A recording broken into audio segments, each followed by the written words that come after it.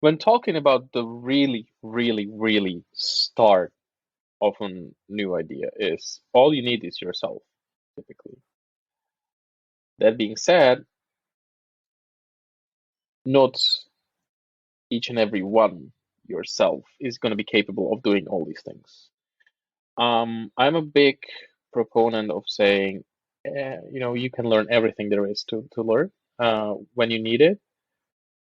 You do have to want to learn these skills. The more you need to learn skills, the longer it's going to take you to start up. But typically, if you are even a solo founder, you have your idea, even that idea you have with Incubate, there's a module called ideation.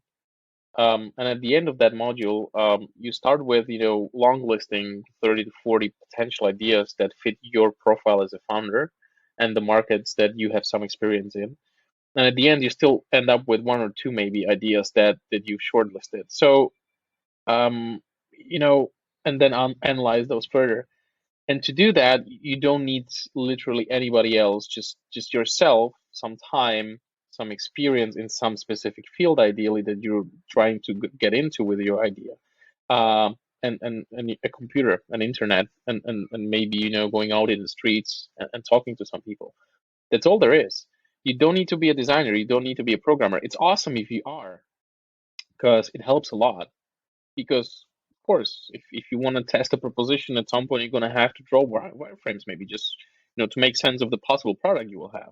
But even that might be premature at the stage where you're just ideating, and trying to figure out like what will people need, what sort of problem will they need to solve with my possible solution that I'm ideating. So all it takes is just a lot of diligent work in the beginning, learning a lot of stuff. If you are not lucky enough to be already a product manager with some experience and having done these things many times before, um, you might need to read up on many things. You might need to read a few books on how to start a lean startup, and there are those things out there online.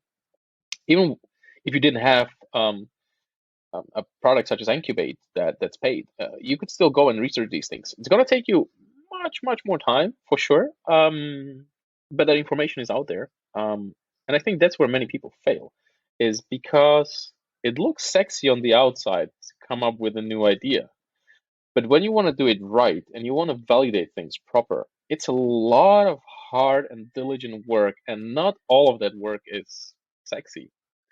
A lot of that work is in research, is being online, is talking to people, you know. And I think that's what many starting people don't really realize from the onset, and that's why many of us just fail even before we start.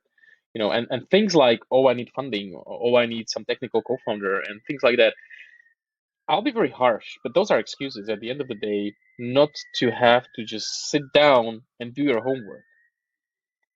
And maybe it sounds easy when I say it from where I'm sitting, because as I said, I've done it so many times until now in companies and in my previous jobs.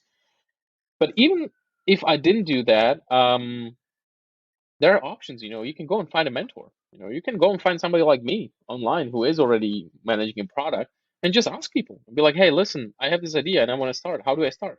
If somebody came and asked me, I'm happy to sit with them for half an hour and just talk about these basic things. And four things I can tell them that they will spend their next month with, um, working on it diligently, and then maybe getting a feedback here and there. That's all it takes. You don't have to find a super expensive life coach or a mentor for this, which is a great thing to have, and I have one myself, a coach. But to start your ideation, it just takes you and your time, and really some strong will to go and start looking into things and second guessing everything about your idea there is.